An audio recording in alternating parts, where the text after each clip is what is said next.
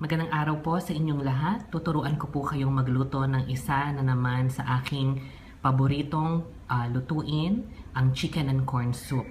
Para po doon sa mga mahihilig magsabaw or humigop ng mainit na sabaw, ito po ay napakasarap at napakagandang lutuin.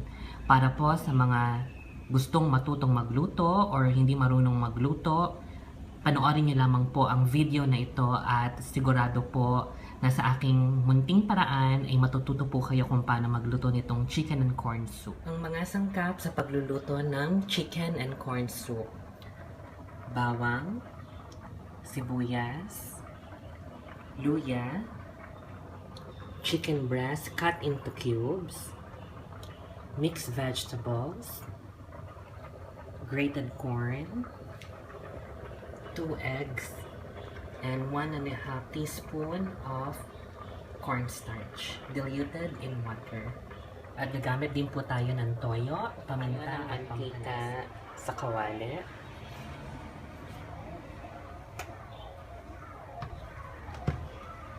Hintayin lang po natin tong mag-init bago ilagay ang bawang at sibuyas. Pag mainit na po ang mantika, maglagay na po tayo ng bawang. Lagi niyo pong tatandaan na mas durog, mas malasa at mas masarap po ang bawang.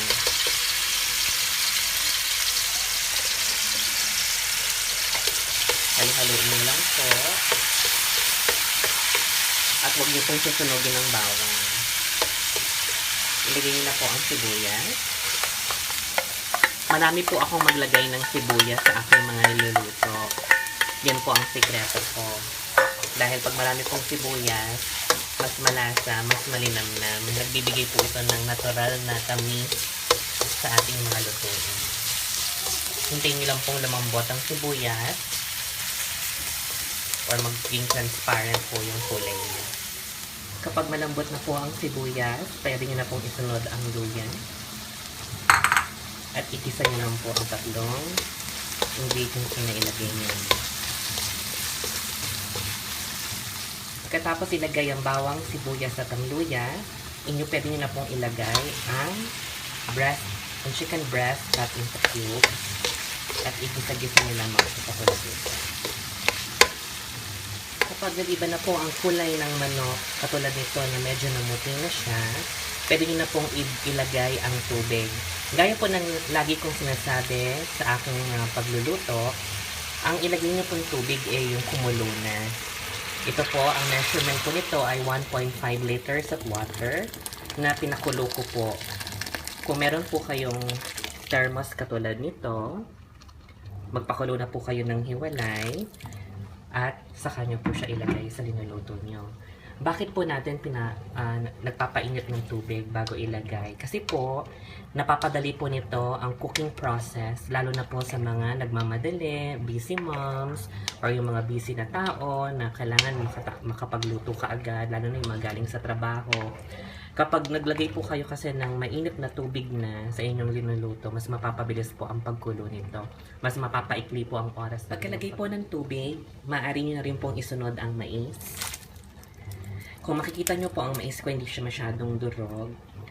Nasa sa inyo po iyan. Kung gusto nyo po na durog ang mais at talagang hahalo siya sa sabaw, pwede nyo po siyang gadgadin or i-grate ng mas pino.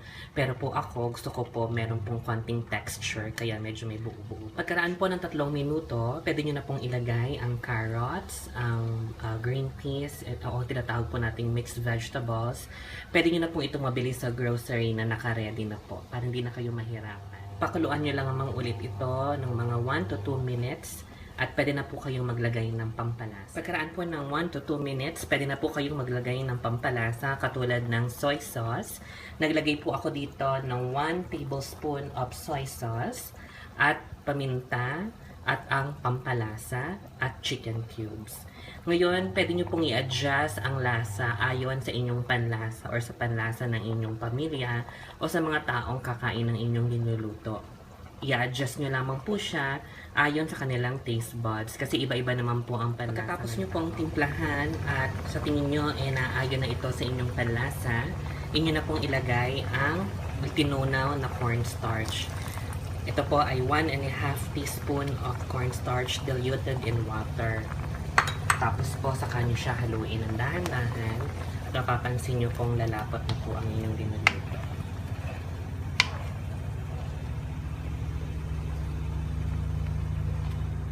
Pagkalagay nyo po ng cornstarch, isunod nyo na rin po ang 2 itlog.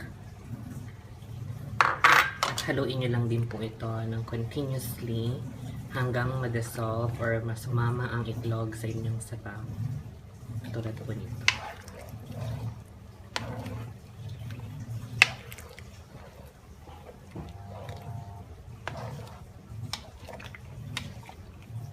Kapag kahalo ng itlog, pwede nyo nang ilagay ang celery sa ibabaw.